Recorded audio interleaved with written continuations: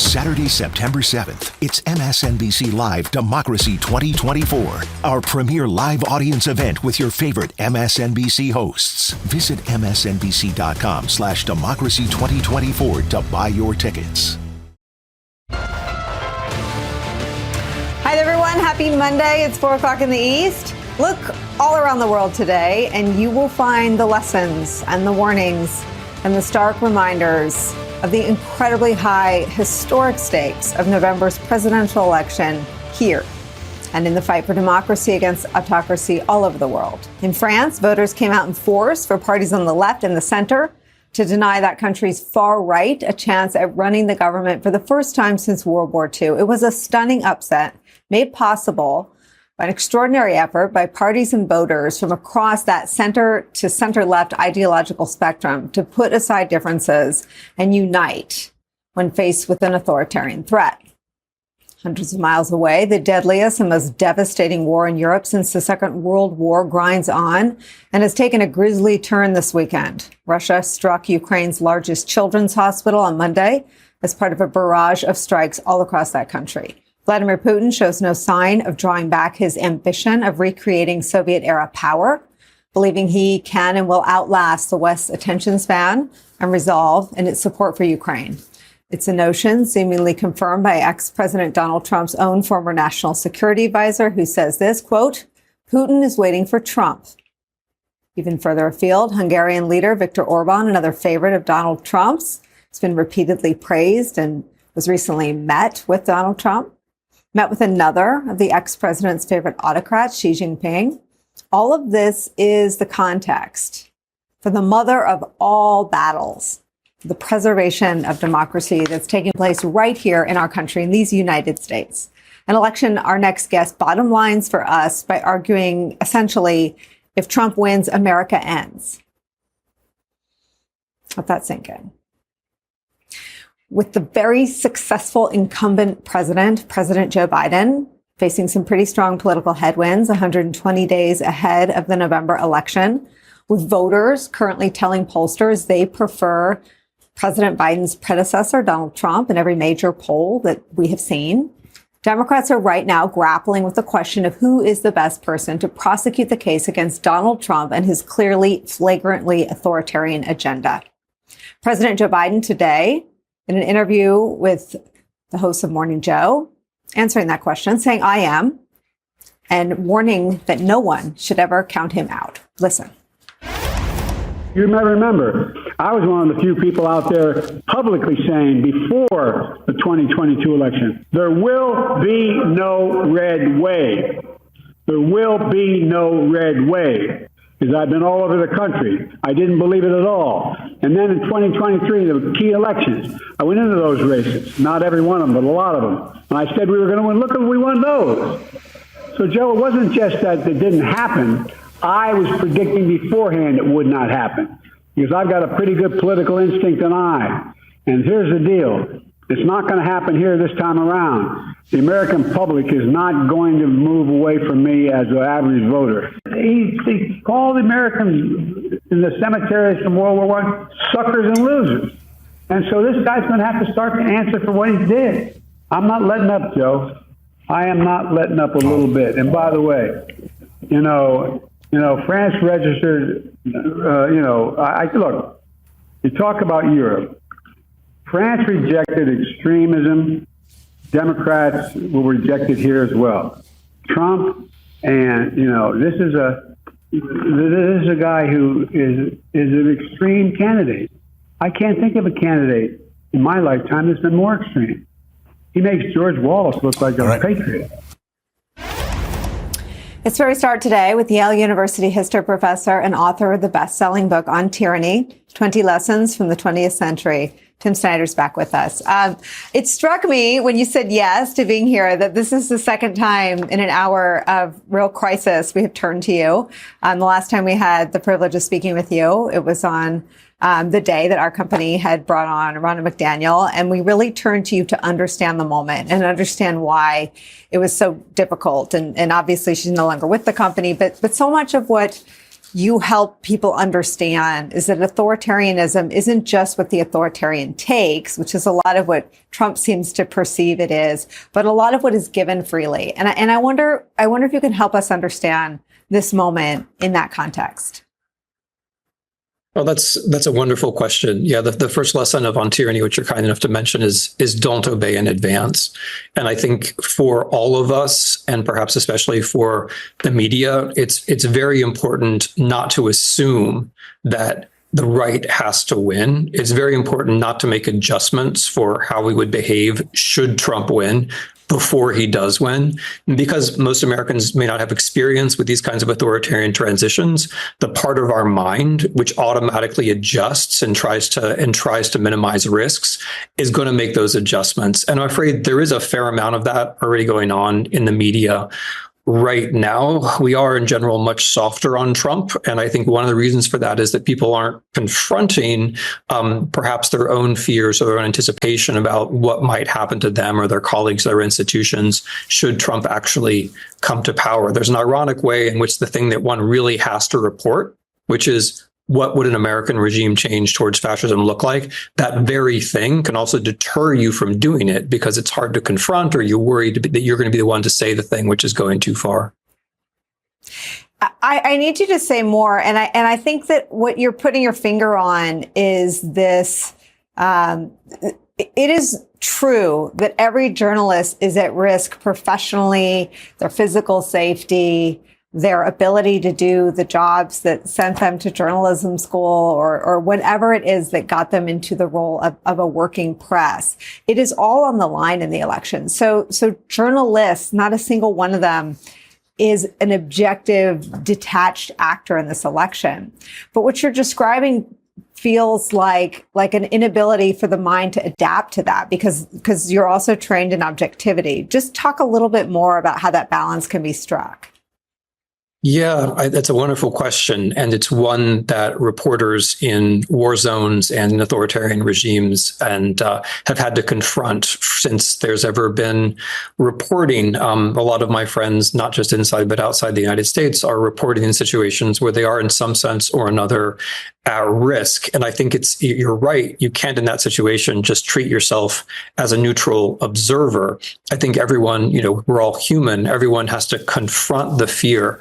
Because the problem is if you don't acknowledge and confront the fear, you'll drift towards the things that are easier to say. So, for example, I think the debate around, who the Democratic candidate can be is perfectly reasonable to have. But when everyone piles on and when everyone says the same thing about Mr. Biden, then one begins to think, okay, perhaps we're saying this because it's the easiest thing to say. Perhaps we're going to feel courageous doing the thing which is in fact safe. And perhaps, the deep down, it's the fear of what will happen to us if Trump wins, which is pushing us all in this same direction. And that would be normal. That would be human. That would be historically what happens. But it's a level, I think, of self-awareness that all of us who write, including journalists, have to develop in this particular time. Because the irony is, if you don't confront your own fear, then your fears actually become reality. If you don't confront your fear, if you make it easier for this candidate, you're actually putting yourself in danger. You're actually generating the very danger that you're afraid of because you're making it easier for that person to come to power.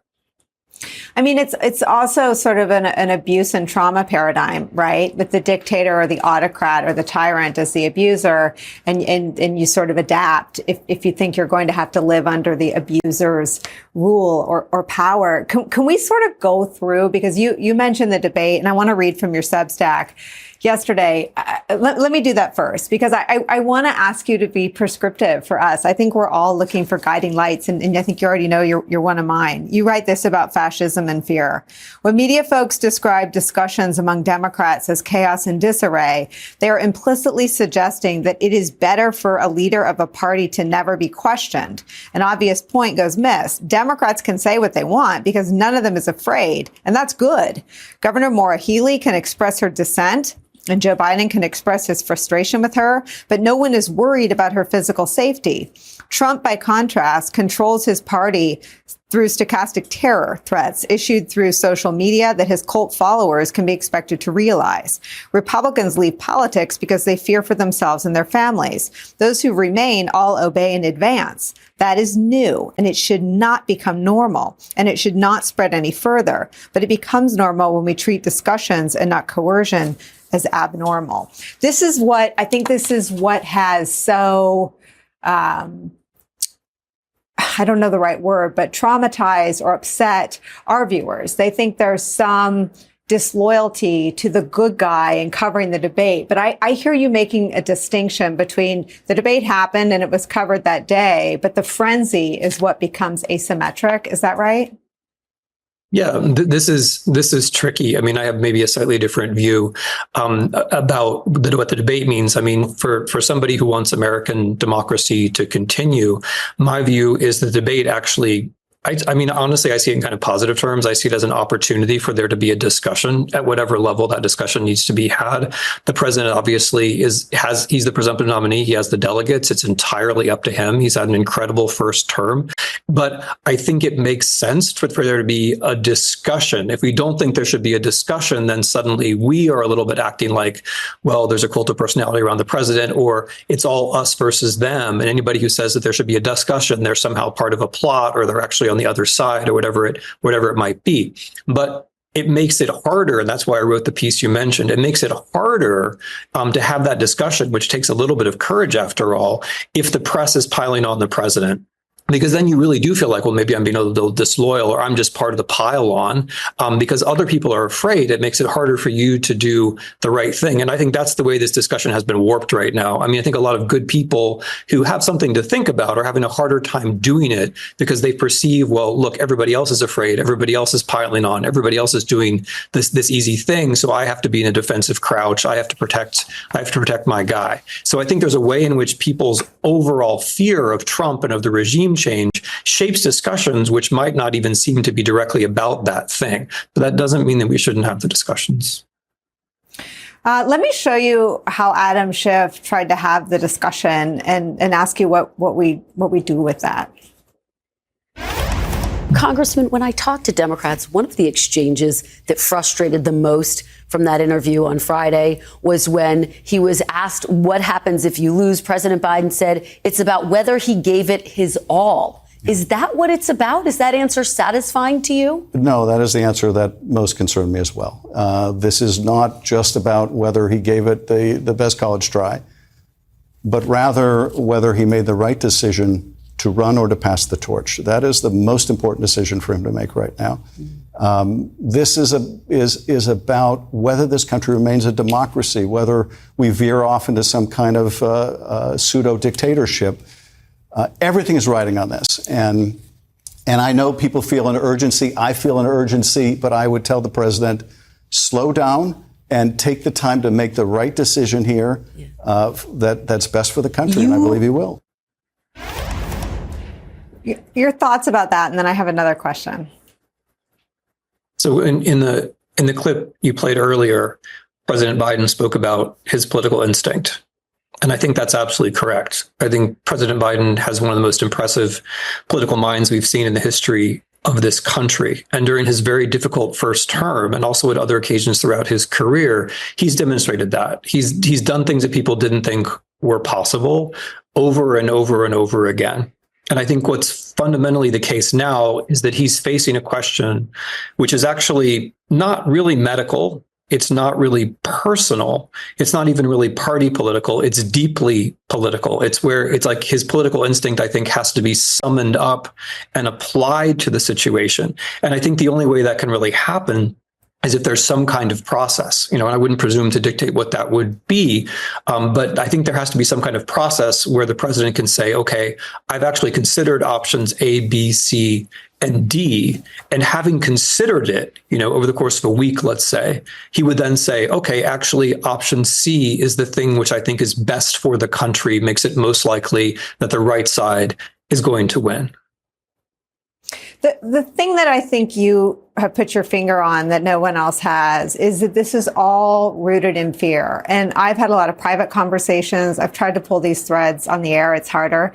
Everyone is afraid that Trump might win. And so every decision, everything is being pushed. No one is afraid that about the governing piece. Lawrence O'Donnell articulated this right after the debate. He said, being president has nothing to do. There's nothing similar to governing and debating. It's actually a bizarre ritual. Governing, you're in a room with all sorts of smart people. You can use your lifelines anytime. You don't have to stand if you'd rather, it's so artificial. But I think that artificial setting made people fear this thing you're articulating. What do we do with the fear that's more positive than questioning the only person that could save us from the thing we are afraid of? The fear makes it hard because what we want is I think our gut is to say we want to have a risk-free option here. People want to say, well, so long. Yeah, exactly. Right. We want to say like, okay, if we just, ride the horse that brung us, it's going to be okay. Or if we swap out our horse for a fresh horse, it's going to be okay. Or if we go to a completely different stable and pick a different horse, it's going to be okay. But the truth is, it's politics, it's life, it's history in the making. And there is no certainty. You're going to have to take some kind of risk. And that's an important point. Even if you do nothing, even if you just stay on the horse that brung you, you're still making a choice. And you're not making a risk-free choice. These are all choices that have risks. And so I think the important thing is to understand that everything you do is going to be risky. And given that there's more things than one that you can do, while there's still time, there ought to be an open, structured discussion about which one of these things is least risky. And the thing that you're doing right now isn't necessarily the least risky just because it's the thing you're doing right now. But to try to make it positive, I would put it kind of like I did before. I think the president is probably better and smarter at this than any of the other people talking about it, but he can't really consider it unless some options are put before him. And I think if the people who are in a position to do that should try to say, okay, here, you staying is one option. Here are some other options. Let's find some ways to analytically consider these, which aren't just about you personally, right? It's not about whether he's been a great president or not. I think he's been a historically really good president. It's not about, it's not a binary thing. It's not us and them. It's about looking for the thing which is best for the people. And I think that, that in the end will strike a chord with him. What is best for the people and what does your political instinct say at the end is going to be best for the people. It's sort of perfect that I agree. He's been a historically successful president. Just ask all the Republicans who try to hop a ride on his plane to associate themselves with his agenda, which is even more popular than he is at this point. But I wonder, I want to ask you about the opportunity that the country has to see him through the lens of what's happening this week. I saw your feed. The horrors in Ukraine, bombing a children's hospital, is a heinous war crime, and his success there, almost outpaces his success on a domestic front. How important is it to sort of see him on the world stage this week in these NATO meetings? Yeah, I think he's vastly underestimated as a foreign policy president, as we kind of obsess about ourselves all the time. And we take for granted a big shift that took place when he came into office, which was that suddenly other countries began to take us seriously again. The countries we would want to have us have take seriously began to take us seriously again. And he made a really important move in the first couple of months in office, which was to say, look, we can't do it alone. Which is true. We can't do it alone. We have to have friends, we have to have allies, and we have to listen to them. And you mentioned Ukraine. For me, he's been too slow on a lot of things on Ukraine, but his instincts were absolutely right. And he's been a leading part of a very important coalition, which has kept that war from becoming a much, much broader and much worse conflict. And he's done so with skill, he's done so with tact, and he's done so with patience. And also, most importantly, he's done so learning over time and getting better over time. So, he's right when he says, I've achieved things on the international stage that maybe other people wouldn't have achieved. And the fact that, other people take him seriously is very important. Now, that said, that doesn't mean that people around the world aren't having the same kinds of concerns and the same kinds of conversations that we're having right now. But they have those concerns and they have those conversations because they perceive very clearly that a Trump presidency means that America is going off a cliff. Like in the best case, America disappears. In the worst case, America throws its weight behind Russia and China, and we have a completely different world order very quickly. And North Korea, who's Trump's favorite among the autocrats. If you could stay with us, we have to sneak in a break, but we have so many more questions for you, and we're just desperate for your wisdom today. Is that okay? Of course. Okay. We're also 42 days ahead of the Democratic convention. President Joe Biden is, as we've been discussing, defending his candidacy and his electability up on Capitol Hill today, where a lot of these conversations are taking place publicly and privately. We'll talk to a reporter who knows Joe Biden and Jill Biden better than just about anybody else and can tell us what he may be thinking and how he'll approach that. And later in the show, we'll talk about the preparations that are underway by Donald Trump to transform the U.S. government and overhaul our country. So radical and so horrifying that candidate Trump is publicly claiming to know nothing about Project 2025. We'll have all those stories and more when Deadline White House continues after a quick break. Don't go anywhere. Introducing MSNBC Premium on Apple Podcasts. Get early access to new original podcasts from MSNBC and ad-free listening to all of Rachel Maddow's chart-topping, award-winning original series, including Season 1 and Season 2 of Ultra, Bagman, and Deja News, plus exclusive bonus content and new episodes of The Rachel Maddow Show and Morning Joe ad-free. Subscribe to MSNBC Premium on Apple Podcasts. A U.S. senator destroyed by blackmail. He was not bound by the truth or by facts. The country's most outrageous political demagogue ascending toward the peak of American power. Millions upon millions of devoted followers. This is a story of heroes willing to face down tyranny and the risk to the country if they fail. Rachel Maddow presents Ultra, Season 2 of the chart-topping original podcast. Listen now on Pandora.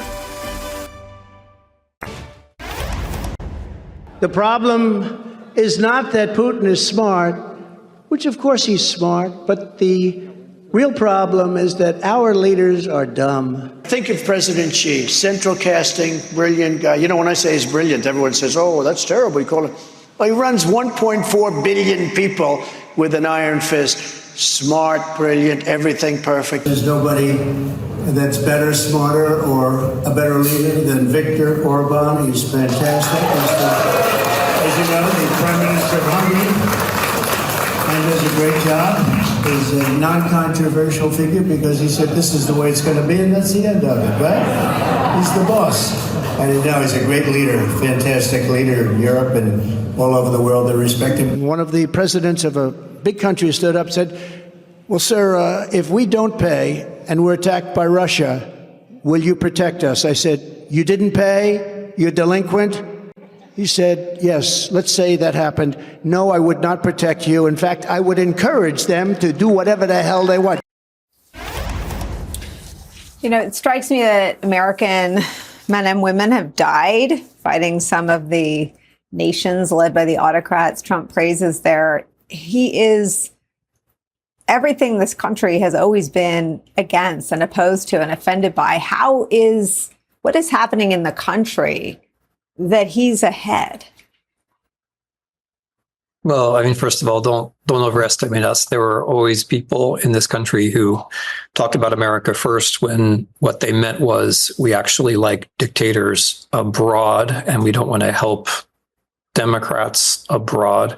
There were always people in this country who liked one form of inequality or another. We have plenty of skeletons in our historical closet. And Mr. Trump comes out of that closet. He represents a kind of worship of wealth, which is perhaps ill-gained. He represents the sense that white people are the ones who actually struggle in this country and not everybody else. He represents things which are also historically American.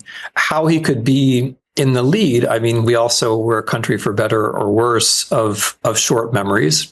I think folks are having often a hard time remembering where Trump left off and where Biden began. I think Biden is a victim in a way of his own success, because he came in and without a lot of fanfare and without a lot of self-praise, reversed the recession, got us out of COVID, restored order to our foreign policy, passed a huge amount of landmark domestic policy, such that the country is now so normal that I think Americans, I mean, not a lot of people are suffering, and we have great problems with wealth inequality, school access, lots of other things, but we are now at, I think it's fair to say we're at like 2018, 2019, 2020 or better levels of normality. But we Biden is kind of paying for that, right? Like, because now we feel like, oh, well, maybe we could throw the dice again with this fellow Trump. So much of what I feel like is in the water is this repressed trauma. COVID happened. My child stayed home from school for over a year, was homeschooled. Millions of people died, and no one wants to talk about it. I mean, not only are we sort of back to normal, Biden inherited this country on its knees. I mean, it was lower than that. And I wonder if it's the same piece of the brain that has to sort of memory hole all of Trump's, trespasses and crimes, and he's accused of dozens and dozens of felonies. That gets put, oh, that's just Trump being Trump. Whereas Biden's victories are sort of pushed down and repressed along with the country's traumas. How do you level the scale? Yeah, that's a tough one. I mean, it's not just an American problem; it's a problem for democracy. I mean, the great American and human capacity is to take things for granted. We take things for granted. Problems get fixed. We take them for granted. COVID gets drastically reduced. We take it for granted. Jobs go up, wages go up. We immediately start adjusting, and we take it for granted. And I think you're right, though.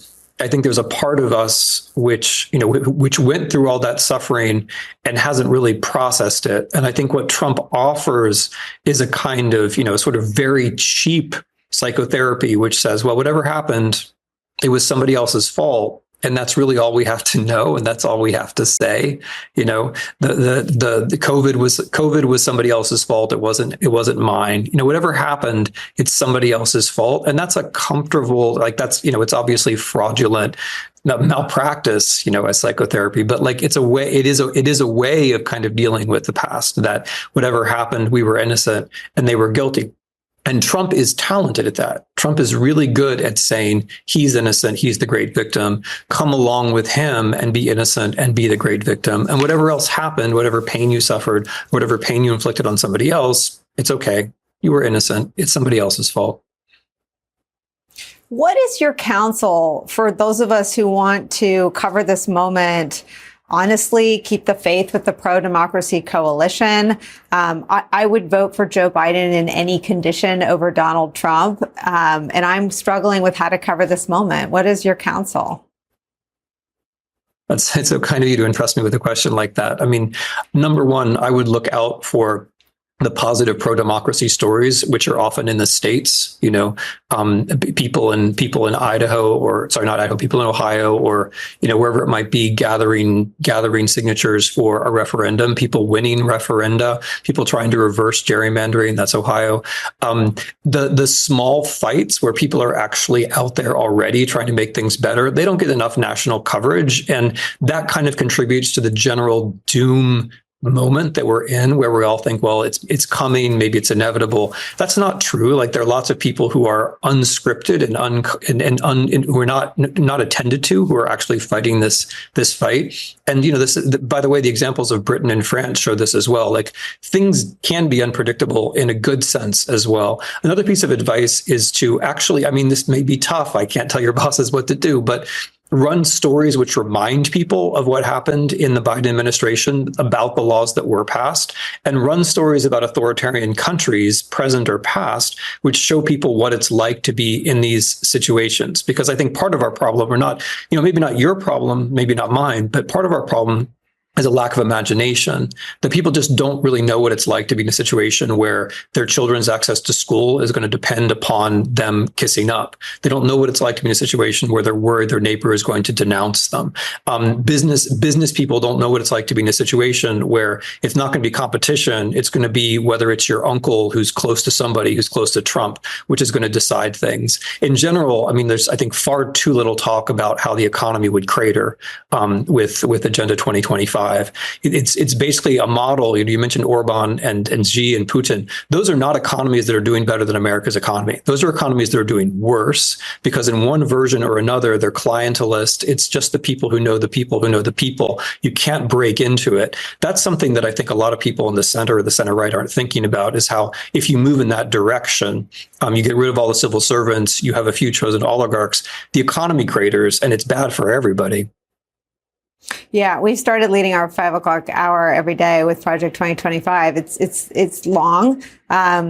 Trump distanced himself from it, but the truth is there is no distance between Trump and Project 2025. It's just in the news again. I would like to ask you to come back and really dig into that business piece with me, because I heard President Biden make that point this morning too. There are not a bunch of CEOs flocking to Trump's corner because autocracy is economically destabilizing, and there are warnings that his protectionist policies would cause epic and historic inflation, and it doesn't get the same attention. So consider yourself on notice that we will continue to need you and call on you. Tim Snyder, thank you very much for this conversation. We're really grateful.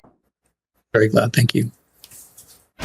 Coming up for us, President Joe Biden penning a letter early this morning to congressional Democrats asking for an end to the will he or won't he conversations about staying in the race on Capitol Hill, asking his allies in Congress to focus on the one job facing the Democratic Party right now, defeating Donald Trump. We'll get more reaction to that next.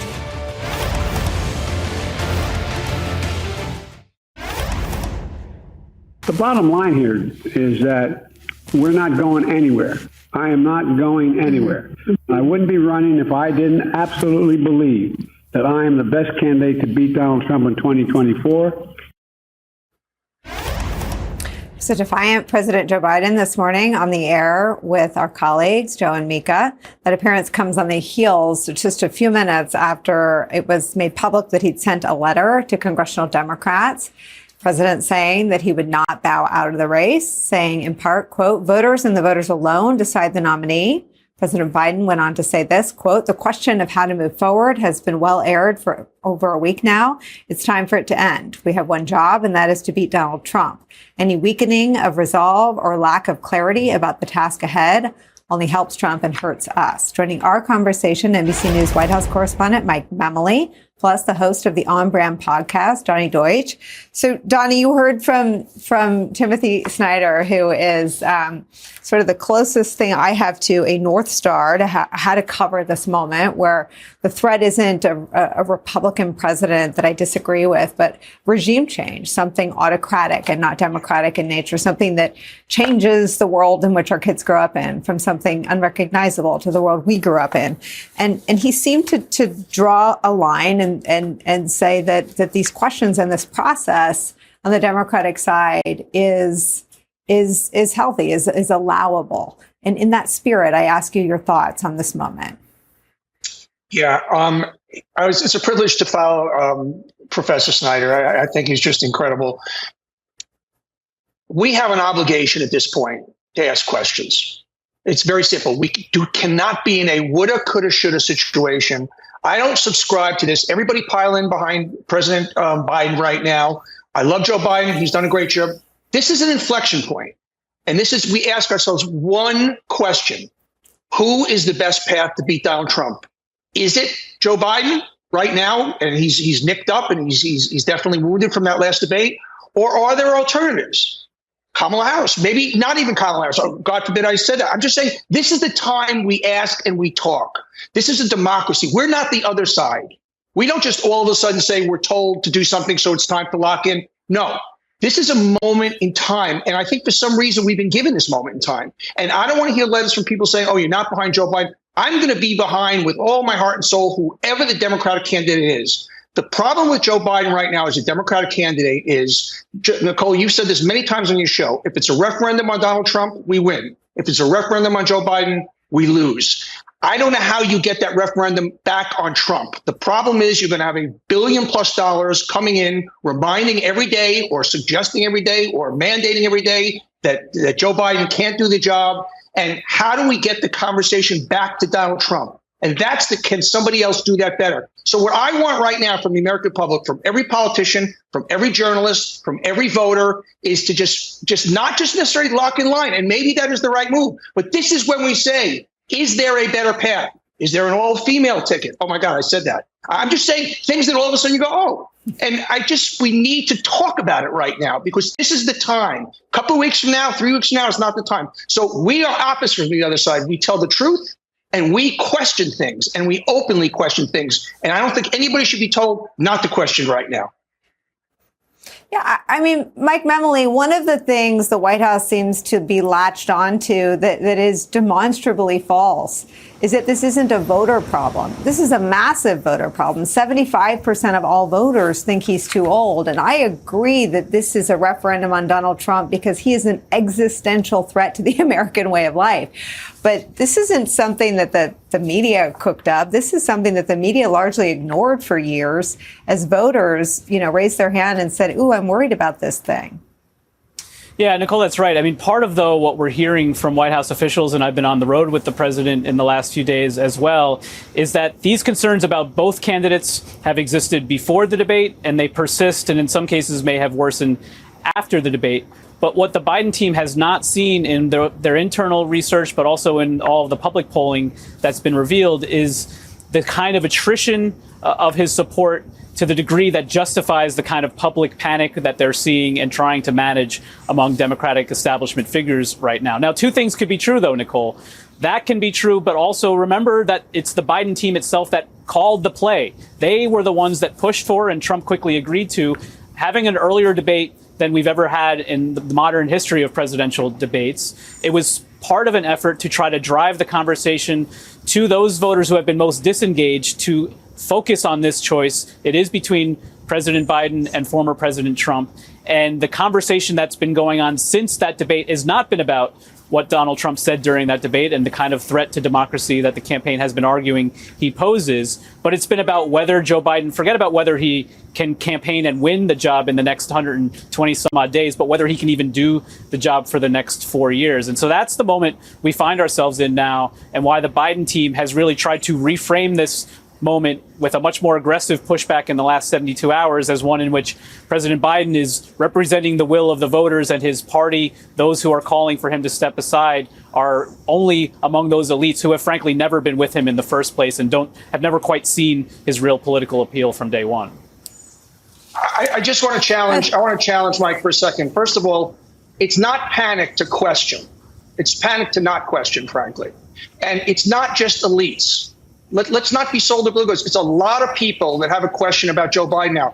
We will get behind Joe Biden. We will get behind whoever the candidate is. But let's not be afraid to imagine, to what the professor said before. Let's not let fear dictate us. I love Joe Biden. And if Joe Biden is a candidate, I'm all in. But this is the moment in time we throw everything on the table. The panic thing to do is to not do that.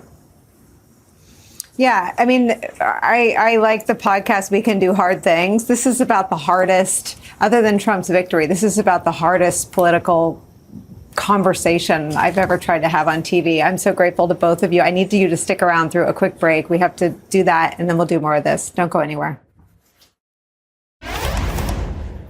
We're back with Mike Memoli and Donny Deutsch.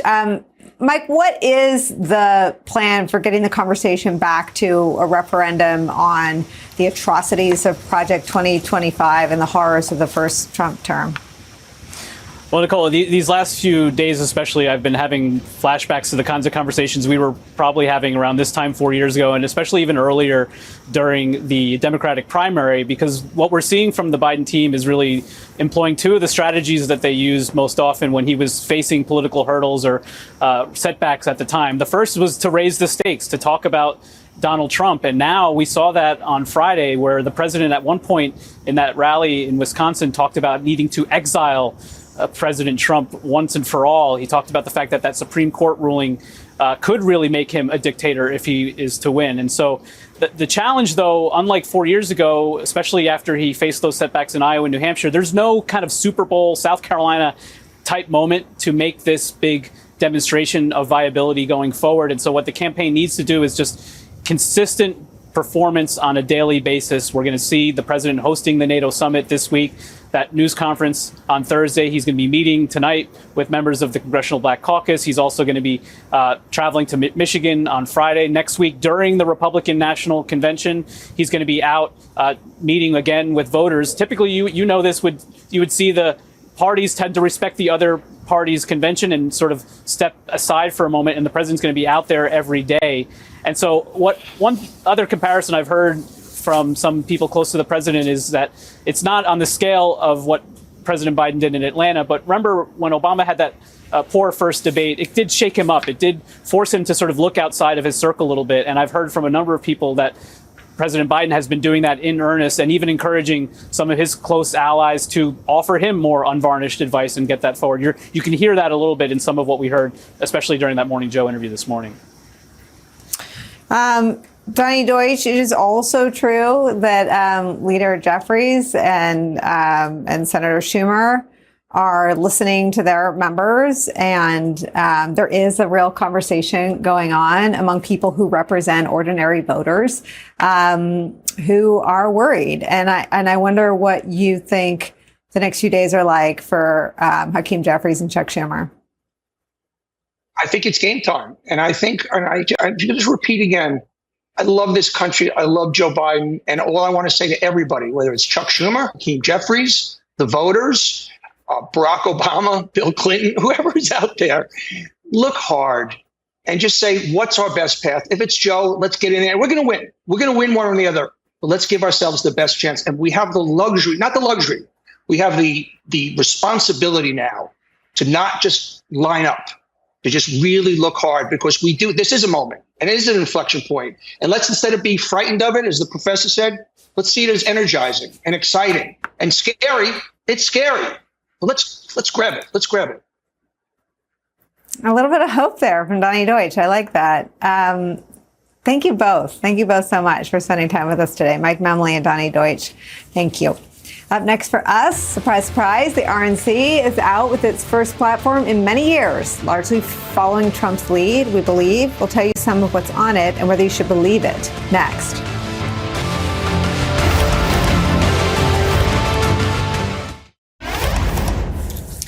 Behind closed doors today, the Republican Party approved its first party platform in 8 years. But unlike the party's platform passed in 2016, the text does not include a 20-week federal limit on abortions or call for states to pass the Human Life Amendment. The voting committee was, as Politico reports, quote, largely deferential to the Trump campaign's recommendations. This is no surprise, of course, as Trump attempts to distance himself from the Supreme Court and hit the Republican Party's wildly unelectable and unpopular views and positions on restricting abortion ahead of the general election. However, anti-abortion leaders are still praising the platform for using language citing the 14th Amendment that conservatives have long argued protects life at conception. The RNC platform will be finalized by a vote at the RNC convention next week. Up next for us, Project 2025 under the Klieg lights, the radical and draconian to-do list being prepared should Donald Trump prevail in November, as he makes an unconvincing attempt to say, what's Project 2025, and distance himself from it. We've seen that movie before. Deadline White House continues after a quick break. Don't go anywhere. I didn't know Manafort well. He wasn't with the campaign long. I don't know Papadopoulos. I don't know him. I saw him sitting in one picture at a table with me. That's the only thing I know about him. I never met this woman. I never saw this woman. I know nothing about QAnon. I just told you. I know very little. You told me, but what you tell me doesn't necessarily make it fact. I don't know him very well. I have not spoken to him much. This is not a man I know well. Seems like a nice guy, though. Eventually, it happens to everybody. Hi again, everyone. It's 5 o'clock in the East. Donald Trump's age-old, hardly knew him defense. When things get icky, sticky, Trump's suddenly a stranger to whoever it is in the crosshairs. He's barely met the person. He doesn't know anything about them. Never heard of them. That same defense popped up again over the weekend. This time it wasn't a person who'd once worked for him, but to an entire radical agenda laid out by Trump's closest allies, which includes eliminating the Department of Education, criminalizing abortion medicine, and installing an army of loyalists to replace those serving in federal agencies. We've covered it on this program before. We're talking, of course, about Project 2025. It is a 900-page blueprint for the next Republican administration, an extremely detailed, full-scale reimagining of something Steve Bannon said at the beginning of the first Trump term, right? The annihilation of the administrative state. It's Trump's plan for how the federal government would operate if he continues to listen to these allies. Project 2025 was created by the conservative group, the Heritage Foundation. Its president, Kevin Roberts, made this shocking comment last week. Watch. We are going to win. We're in the process of taking this country back. We are in the process of the Second American Revolution, which will remain bloodless if the left allows it to be. Now, several of Trump's closest allies and former officials are part of this effort, which, quote, will remain bloodless if the left allows it to, end quote. That includes his closest person in charge of personnel from his first term. His name's John McEntee. It also includes Russell Vogt, Christopher Miller, and Paul Dans, who is the project's director. Yet 3 days after those comments from the Heritage Foundation's president became a press you-know-what storm, Trump trotted out his old, what? I have no idea what this is. I have no idea what Project 2025 is or who's behind it. Posting this on social media, quote, I disagree with some of the things they're saying, and some of the things they're saying are absolutely ridiculous and abysmal. Anything they do, I wish them luck, but I have nothing to do with them, end quote. Trump's potential VP picks quickly ran to clear their guy, Donald Trump, of any association. Watch. I guarantee there are things that Trump likes and dislikes about that 900-page document, but he is the person who will determine the agenda of the next administration. Think tanks do think tank stuff. They come up with ideas. They say things. I like Heritage Foundation. I agree with some of the things they stand for, but there's a bunch of scholars and people that turn around and work on different projects. But our candidate for president is Donald Trump. He's our guy, and he says he never heard of it. The Heritage Foundation is a think tank, but it is a think tank, mind you, that during Trump's first administration directly handed Trump the names of the 3 Supreme Court justices he would eventually pick. 3 now Supreme Court justices who have made hugely consequential legal decisions, including to give Trump full immunity if he becomes president again, as well as furthering the agenda laid out in writing in those 900 pages authored by Project 2025, things like overturning Roe versus Wade, undermining the power of federal agencies, giving the president, as we said, absolute immunity for official acts. Project 2025 is where we start the hour again with some of our favorite reporters and friends. Professor of History at NYU, author of Strong Men, Mussolini to the Present, Ruth Ben-Ghiat is back, plus national political reporter for The Washington Post, author of Finish What We Started, The MAGA Movement's Ground War to End Democracy. Isaac Arnsdorf is back. Also joining us, former Republican Congressman, MSNBC political analyst David Jolly's here, and the president of Media Matters for America, Angelo Carusone is here. Angelo, I have to start with you. You helped focus my attention on Project 2025. What does it say to you that it's getting so much bad press? Trump is distancing himself from it. I mean, I think it's what happens when you shine a little bit of a light on what's been going on for quite some time now with Project 2025. It's terrifying. I mean, the comment that Kevin Roberts made isn't even the scariest thing that we see when it comes to Project 2025. It's just a It's just small enough to latch onto so that we can talk about it in these moments, but it really isn't the scariest thing. And I'm not the least bit surprised that Trump sort of distanced himself from it, but it doesn't really matter, right? I mean, it's very clear right now that they're focused on trying to win this election, and they understand what's popular and what's not popular.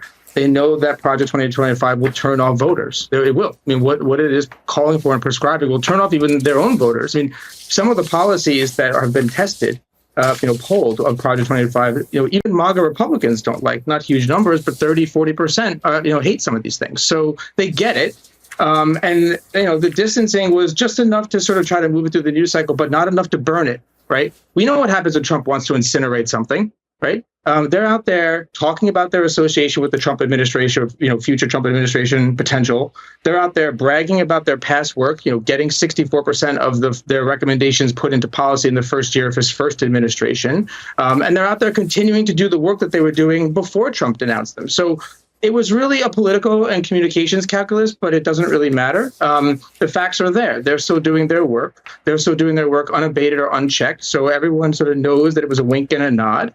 And they're going to continue to plug ahead with it. And that's the part that I think is ultimately really scary here, is that this is a blueprint. It's a plan. It's not just a series of ideas. One of the things, Steve Bannon, I think, had really helped explain Project 25 to so many and helped really rally a lot of big public support for it amongst the right. One of the things that he always reinforced about Project 2025 is that this is not rhetoric. That was a quote. This is not rhetoric. He would say it over and over and over again, because he wanted to emphasize that this was a mechanism for enacting the very revenge that Donald Trump promised in his announcement speech when for re-election in Waco, Texas. So it is a through line here to this larger agenda. And I think that I'm glad we're talking about it. We should continue to talk about it, because it is both frightening, and it really helps put to a fine point a lot of the fear and anxieties I think people are feeling. It's in black and white right on paper.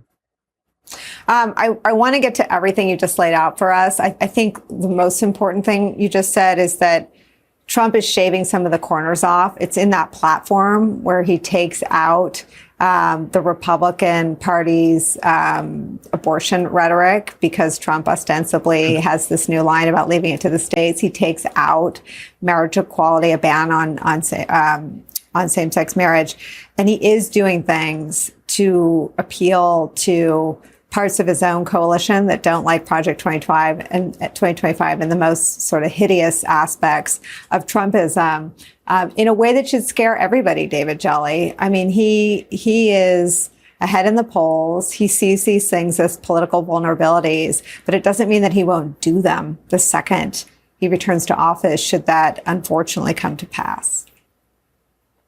That's exactly right, Nicolle. I mean, you can think about Project 2025 as the contract with America written for the Trump years, and maybe 1,000 pages instead of 10 pages.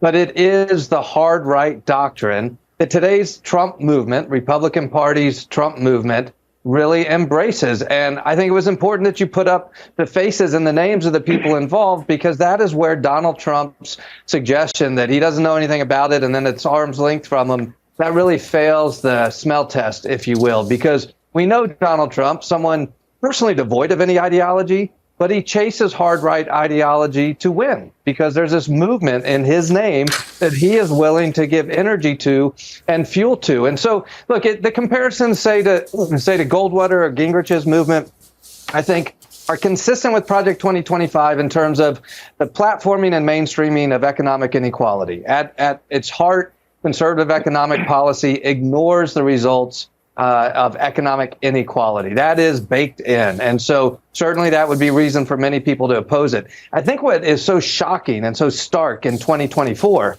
compared to the 1960s and the 1994 is this continued willingness among Heritage and Project 2025 advocates to roll back civil rights protections, be it within the LGBT community, because the move to say we are going to allow businesses and other institutions or states to begin to make rules around LGBT protections, or be it in the area of reproductive freedom. This notion where Donald Trump finds it convenient to say, yeah, we're just getting the federal government out of it, we're going to roll it back to the states. He knows exactly what that means. And so if you are anything from center right to the left, Project 2025 should scare you for an ideological purpose. But if you recognize the import of the federal's role and the court's role and protecting civil rights and protections around civil rights. That's where all Americans, regardless of ideology, should really be terrified of Project 2025. Yeah, and I mean, Ruth, I want to understand the brazenness. I mean, here's Steve Bannon promising some of the most unpopular elements of Trump's 2024 platform, the revenge and retribution aspects of his candidacy. And by the way, there's plenty of time in the day left over to have people work every day to deconstruct the administrative state, and also in his Justice Department to do what they should do to start investigations of how the Justice Department weaponized the legal system against the MAGA movement and President Trump and his followers. There's going to be plenty of time for that, and I understand it upsets people at MSNBC when I say this. This is going to happen, and I'm a betting man, and I believe Merrick Garland, Lisa Monaco, and senior members of the Justice Department will be imprisoned for many, many years. Ruth, what are we to do with that? We have to take it seriously. We have to take all of this seriously, because it's one thing for people to say, oh, Trump's just blustering when he talks about retribution. It's quite another to have concrete plans and mentions to have Liz Cheney in a televised military, tribunal. And by the way, who did, televised trials and confessions of political enemies? People I study, like Gaddafi, the murderous, Libyan dictator. And the other thing that is important is the scale of what's going on, which is, as David was saying, there are certain, you can relate this to certain things in American history. But for example, the mass deportation, 15 to 20 million people. And by the way, Trump told Time magazine when he did that interview, he mentioned this, and this is a pillar of Project 2025, so much for him not knowing about it. But I want to be clear with people that this is almost 5% of the American population. 15 million people, to take the lower number, is more than the entire population of Sweden, Belgium, Haiti, Cuba. It's 15 times as much as Operation Wetback. And in all of World War II, there were 65 million displacements and deportations within Europe. This is 20 million. So this is what I'm saying is that this is thinking on a dictator scale. And Steve Bannon is well-versed in Lenin and Stalin and Hitler and Mussolini, as are many of these people. And so we have to take this very seriously as an autocratic program that has elements that go back to old school dictators. Ruth, what do? We have a few days to prepare for the Republican convention, and it strikes me as wholly inadequate to cover this convention the way we've covered past conventions, where we have former Republicans like David Jolly and myself on with former Democrats, people like Claire or other former Democratic leaders, and we talk about shifts in the platform. I mean, Trump isn't running as a Republican candidate. He's running as a brutal wannabe dictator. And the plans are on paper. We have them. And it feels like we still haven't made the shift toward covering the choice between continuing to be a democracy that we raise our kids in and turning into not just an autocracy, but a brutal one, based on the point you just made. How do we make that shift this week to be prepared for next week? Yeah, we're in this twilight zone. It was the same with the debate that Nicolle, you and I talked about, that this wasn't really a debate because one person came to spew authoritarian propaganda.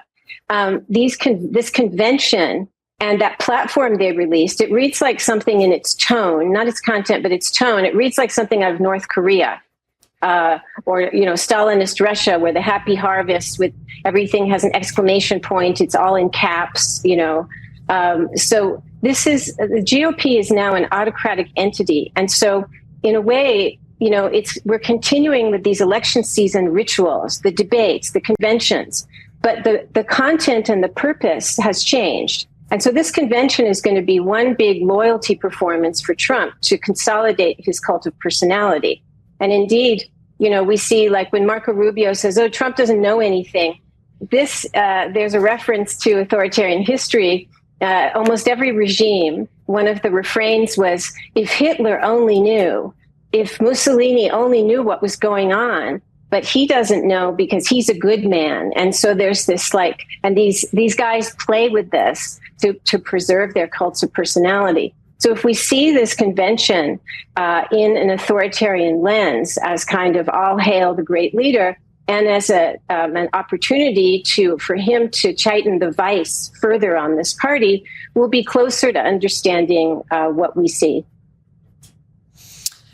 Isaac, how much tighter can the vice be tightened on the party? I mean, it's completely, I remember 3 years ago, I said in terms of its numbers, the American Republican Party is the largest autocratic leaning movement the world over, and the right went nuts. I say that every day now and nobody even cares. I mean, they've moved the Overton so far that they're making authoritarianism great again on the right. Well, that's actually what Project 2025 was about. I mean, this is a project that began before Trump was going to be the presumptive Republican nominee. And it was not just Heritage, but a whole coalition of conservative groups and think tanks and policy institutes coming together to create an off-the-rack, off-the-shelf, out-of-the-box blueprint for whoever the next Republican president was. And it was supposed to represent the movement consensus.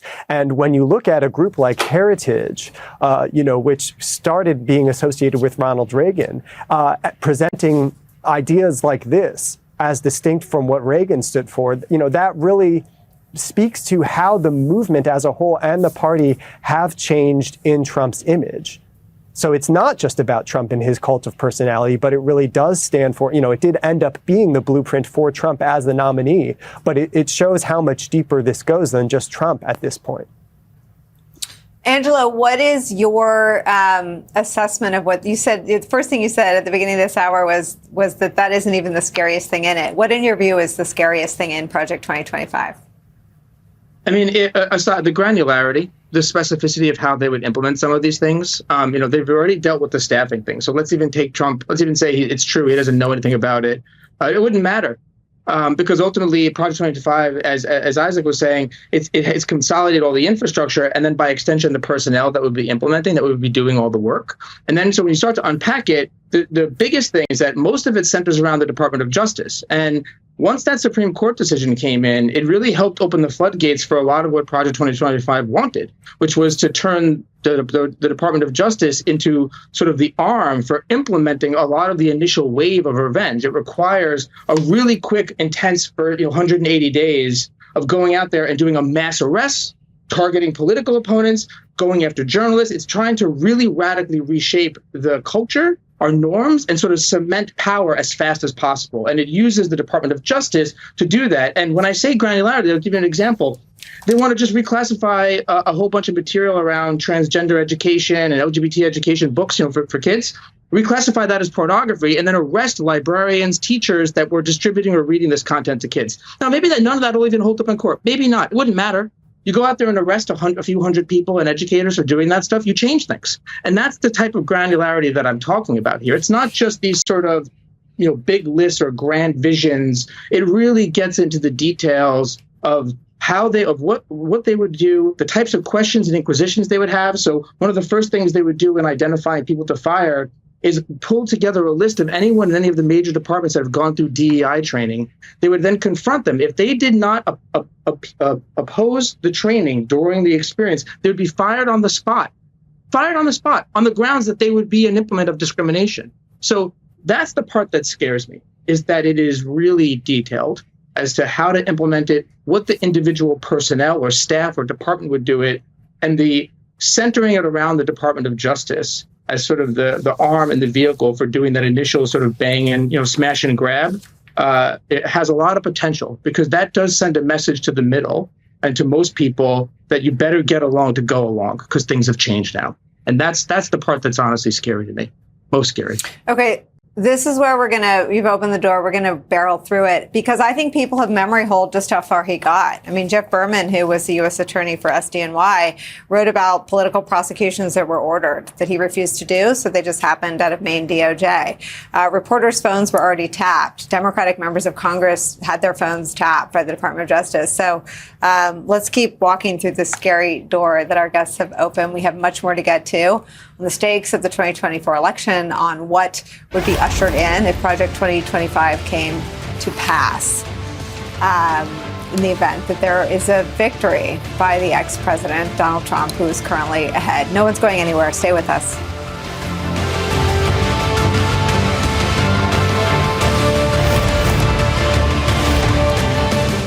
When books were banned, this South Dakota community fought back. MSNBC Films presents To Be Destroyed, part of the Turning Point documentary series. Sunday, July 21st at 9 p.m. Eastern on MSNBC. When news breaks, go beyond the headlines with the new MSNBC app. Get real-time analysis from live blogs to in-depth essays, video highlights from your favorite shows and hosts, and the latest updates on the 2024 election. Go beyond the what to understand the why. Download the app now at msnbc.com/app. This guy is going to rip away at a woman's right to choose in a permanent way. This guy is going to make sure that he exacts revenge. This guy's going to destroy democracy. This guy's going to give a blank check to the Supreme Court and going to use its past, the 2025 agenda. You know, this guy's extremely dangerous. But you notice he doesn't speak up for what he really is for. We're back with Ruth, Isaac, David, and Angelo. Isaac, you contributed to this reporting in the Washington Post that says Biden's campaign and allies are going to make what they characterize as the most extreme proposals from Trump allies a core element of their campaign. They have issued dozens of news releases mentioning the project, including 5 on Friday alone. And they're asking surrogates, allies, and others to talk about Project 2025 as often as they can. It seems that stung. I mean, that was what preceded Trump's sort of step back lunge from the Project 2025 itself. Talk about what that campaign looks like on the part of the Biden campaign. Yeah, well, what we've seen is really an explosion on the left of talking about Project 2025 since June, to the point that it was mentioned at the BET Awards. And not only that, but we were hearing it repeated back to us when we're talking to, regular people, regular voters. And that really is a key sign when a message is actually penetrating. And there's no question that that's what the Trump campaign was responding to by trying to distance themselves from that. And so what the Democrats have done is make Project 2025 kind of a stand-in for Trump's agenda and what Trump would do as president, and portraying that in an unpopular way, the same way that they've turned the term MAGA into a stand-in for Republican extremism. And it's so kind of a way of getting right to attacking Trump on that issue without, just going after Trump, which brings in a whole lot of other issues. David Jolly, Trump is a lot of things. Transparent is one of them. And I think one of the ways to orient yourself in our politics is to look at what he walks away from. And he doesn't read briefings, he doesn't read books, but he does read polls. And everything that everyone has said is true. This is wildly unpopular. And it's not just tied to Trump. It is indiscernible from Trump and Trumpism. And it's already underway. He has already done a lot of these things that Angelo describes as the most terrifying and unpopular. Yeah, Nicolle, look, as a practitioner of politics, I question whether hitting the brand of Project 2025 is the most bang for the buck if you're a Democrat running against Joe Biden. But maybe I'm wrong on that. But let's suggest maybe for a moment it is. That's fine if Donald Trump says, I don't know what Project 2025 is. And let's talk about what Donald Trump himself has supported and will do. He will support tax cuts that ensure economic inequality. He will reduce access to health care and to education. His record on infrastructure is absolutely horrible. His record on reproductive rights is bad. His record on use of executive authority is terrible. We know he got impeached twice, and we know he would do all of these things again. We know that he said he will use the Department of Justice to go after people. We know that he said he wants Liz Cheney to stand for a tribunal. We know that he will attack political opponents. Those are Donald Trump's words, not Project 2025. So I think it's fantastic that we do focus on Project 2025 because it's at the foundation of what Donald Trump stands for. But if Donald Trump says, I don't know anything about it, fine, Mr. President, let's talk about what you do know and what you do stand for, because it's just as damning of what's coming out of the Heritage Foundation. And I love this conversation today, Nicolle, for this reason. And I know why you're doing this, because it focuses our attention on something critically important amidst the chaos of Joe Biden, which is there is one way to stop Project 2025 and Donald Trump, and it's to commit to supporting Joe Biden. It is to ensure that Democrats hold the House. It is to ensure that Republicans do not regain power. If Joe Biden himself decides to make a different decision than he's made today, fine, that's another conversation. But in this binary environment, you can choose to support Joe Biden and House Democrats, or you can choose to support Donald Trump and Project 2025, and it's that simple. Well, I guess Tim Snyder has peeled a layer of skin off of me, and I'll just say it. I'm scared of Trump doing the things that he said he's going to do. I'm not scared of the things he hasn't thought of yet. I'm scared of him completing the projects that are underway. Because in a two-journalist household, we're, high risk, right? And I think, Ruth, your admonition and Timothy Snyder's explanation of what fear does, fear creates frenzy. Fear makes the brain adapt ahead of time, makes people give power away to the authoritarian as a sort of hedge. That's happening all around me, right? I mean, let's just be brutally honest and keep that faith with our audience, even when they don't like the things that we cover and the things we talk about. But the threat of authoritarianism, and that's almost too soft. Fascism is a closer description of the retribution and brutality that Trump is promising and saying out loud, which again is to say nothing of what he hasn't telegraphed yet. And I wonder, Ruth, what your counsel is, again, on how we get through these days where the choice and the things that Trump's doing to fool people, to shave some of the edges off, softening the language on marriage equality, softening the language on abortion, taking it out, not even softening, taking it out. Make no mistake, Trump would ban abortion in this country. Leaving it to the states doesn't mean leaving abortion rights on the table. It means, what the states are doing is criminalizing. They're making mifepristone in Louisiana a controlled substance, which means arrest. The use of prosecutions and criminality in the second Trump term is something that we've never lived like that before. And that's what he's promising to do. Yeah, well, authoritarians specialize in bringing the unthinkable into being. And in that process, making us betray not only each other, but ourselves. And this is a point that Democrats can use because this whole thing is a colossal act of self-harm, that is Project 2025. Think of all the things that will be abolished or neutralized and changed out of all recognition. The Department of Commerce. Now, how is that going to be good for business? Because the Department of Commerce also operates in embassies around the world. The Department of Education is supposed to be, eventually abolished. How is that going to be good for our prosperity as a nation and our people as a nation? And you can go on and on. So you want to have these conversations like we're having to make these outcome arguments and make people see that they are voting to basically kneecap America because that's Trump's plan. He's not going to be isolationist if he gets in. He is aligned very clearly with dictators. And his new thing, he's saying that he's going to bring peace to the world. This is what Orban's saying. This is what Putin's saying. This is their talking point. And the price of that peace is that America would exit NATO and America would become a failed state. And that's always been Putin's plan for us. So Project 2025, it destroys things to leave us in a state of chaos and repression. Now it's going to build other things, and those are autocratic things. Starting with giving huge, power to the executive. It's all there in black and white, as Angelo said. But we've got to be very clear to communicate to people that they are voting to shoot themselves in the foot, basically, if they vote for Trump.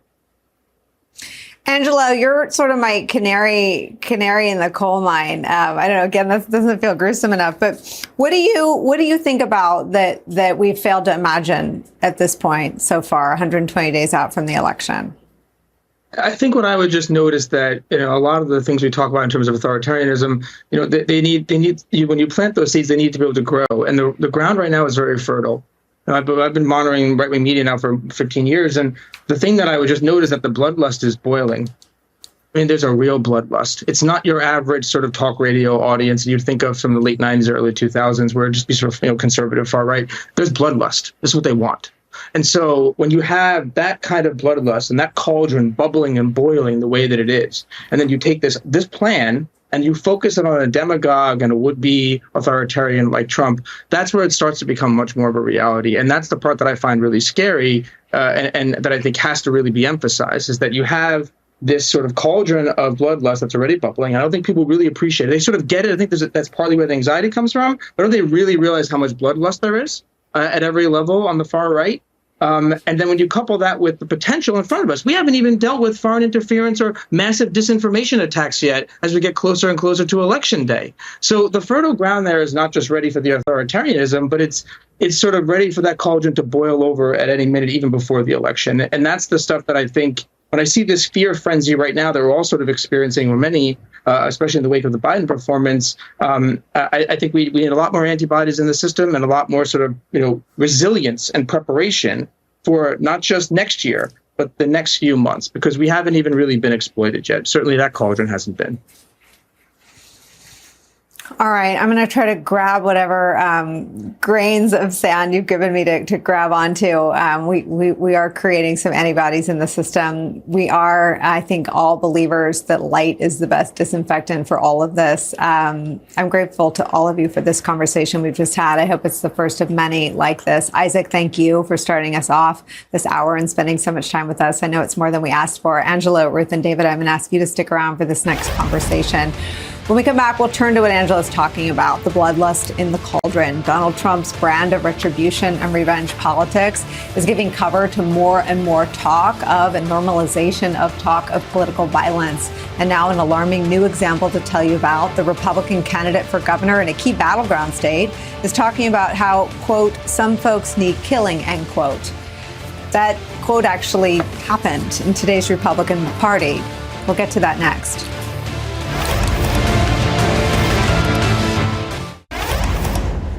Are you personally concerned about the former president's threats against you should he be reelected? Of course. I think anyone who's on his enemies list should be concerned. Because What scares you most? What concerns you most? Well, what concerns me the most is what the court just did was to basically tell Donald Trump, you can do anything through the Justice Department. You can do anything through the military. These are core responsibilities of the President of the United States. You will have unquestioned immunity for whatever you do.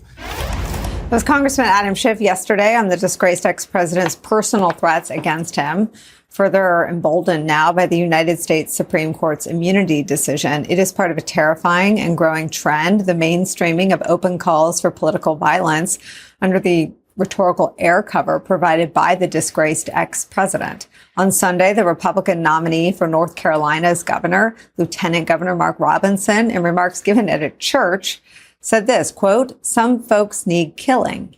Take a look. We now find ourselves struggling with people who have evil intents. There's a time when we used to meet evil on the battlefield, and guess what we did to it? We killed it. Some liberal somewhere is going to say that sounds awful. Too bad.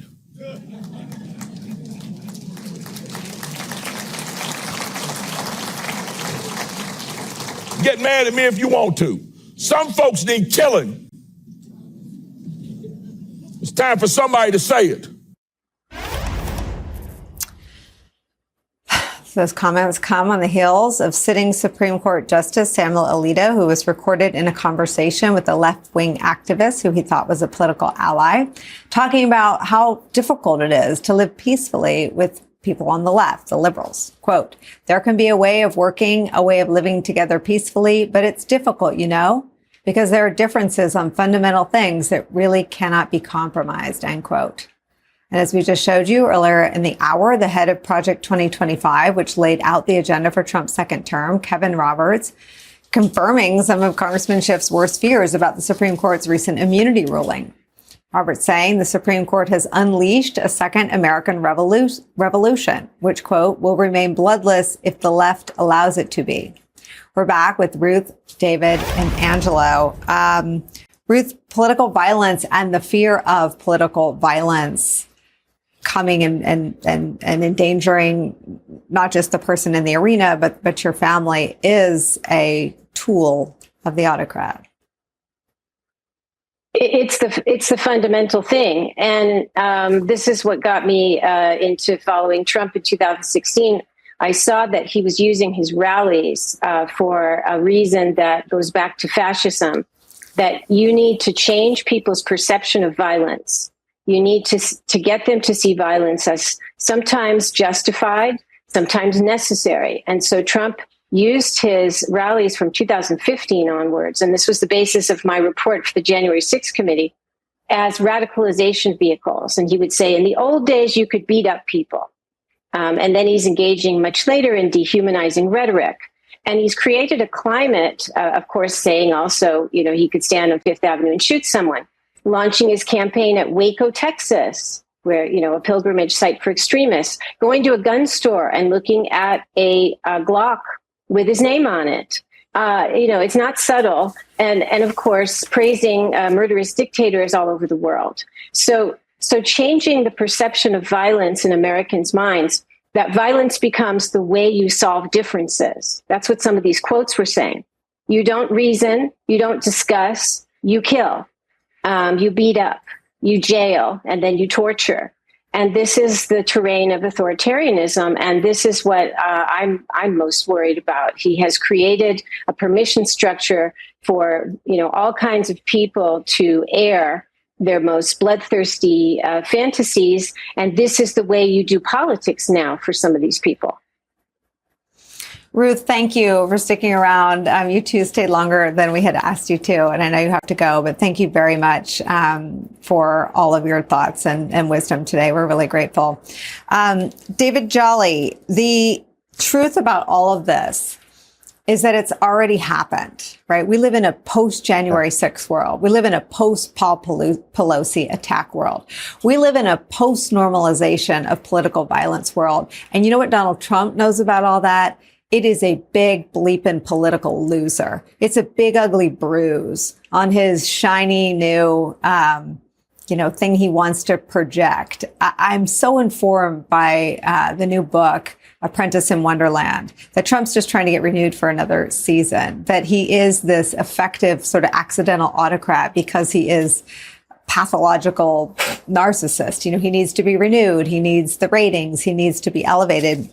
It's a dangerous combination, but there's always been this sort of reptilian survival instinct that Trump reveals here and there. And you see it in the shaving off of the corners on the platform, where he knows that who he is and what he is unelectable if the country stays focused on the choice. How do you make sure that happens? Yeah, so look, I agree with you. I think Donald Trump led primarily by his own narcissism, but secondly, the incentive structure. He created a following, and the following is demanding more and more of this drug of absolute power. And what worries me about what's different this go around, and now 8 to 10 years into this, is the followers before were hard to identify. And then we've seen them grow in their public expression of using violence. January 6th being a perfect example, the Paul Pelosi attack you mentioned as well. And now we're seeing followers get elected or hold office or run, right? The North Carolina candidate for governor, who does he believe should be killed? I'll give you another example. An open records request in Florida just revealed that during some protests in the state of Florida, a staff member for Ron DeSantis told state law enforcement, go arrest some people. And when they said, we can't, he said, just arrest a couple of people for the governor. We'll get your back. Don't worry about it. Those types of actions now are a movement that Donald Trump created, and you're seeing it in Project 2025.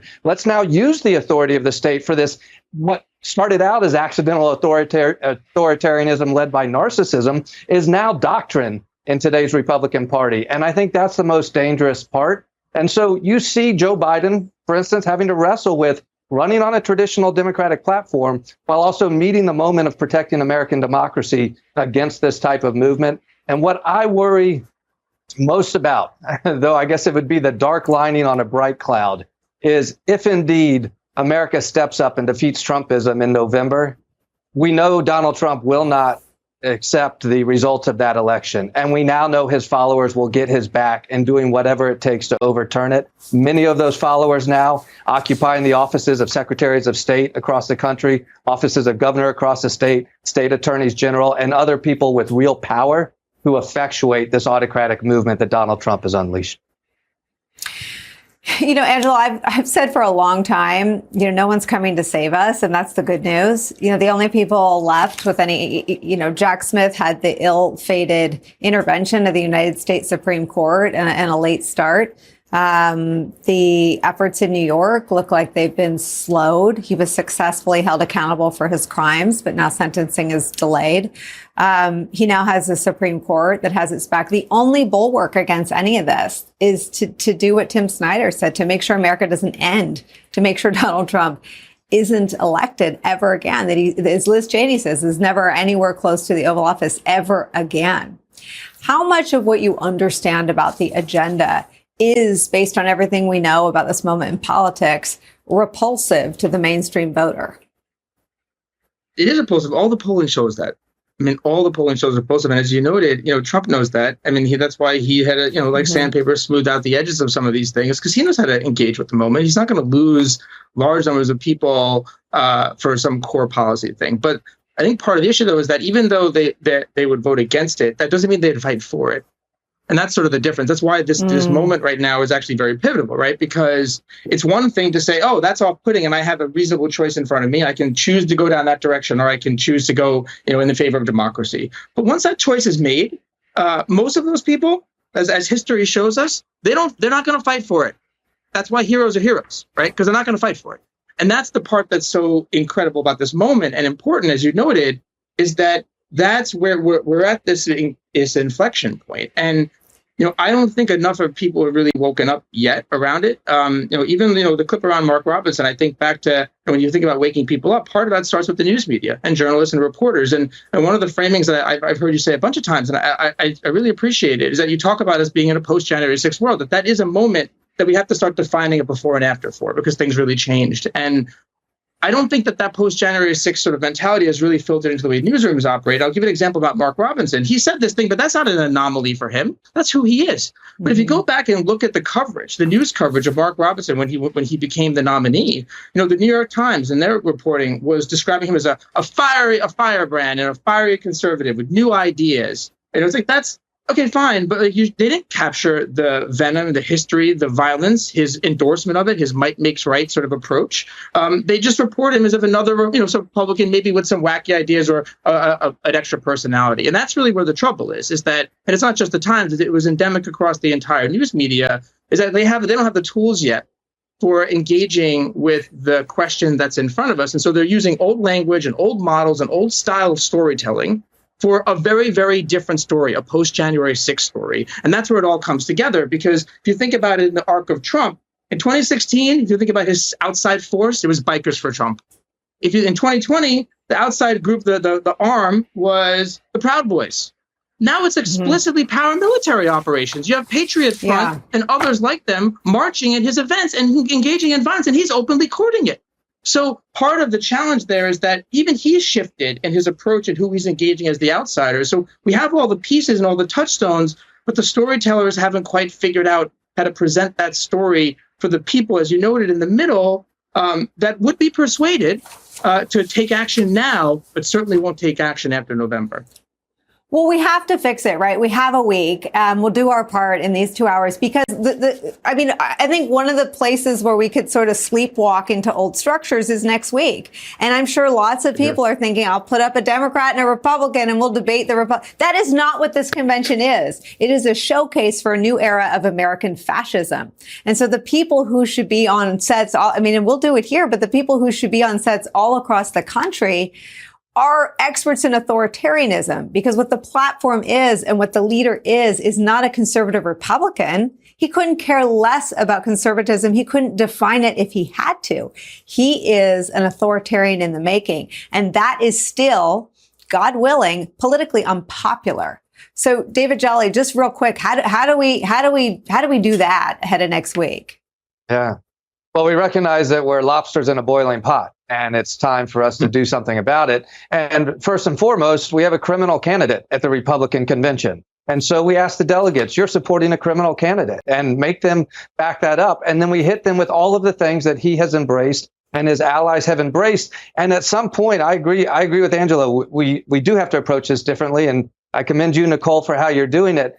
But at some point, then delivering that message to the American people moves the burden onto us, the voters, to recognize there's a criminal candidate who is running on an authoritarian platform who has suggested he'll use the power of the state against your freedoms and your liberties. And on the other side, we have a candidate that's actually fighting to protect you. So is this really a hard question going into November, particularly coming out of this week of chaos? Is it really that hard?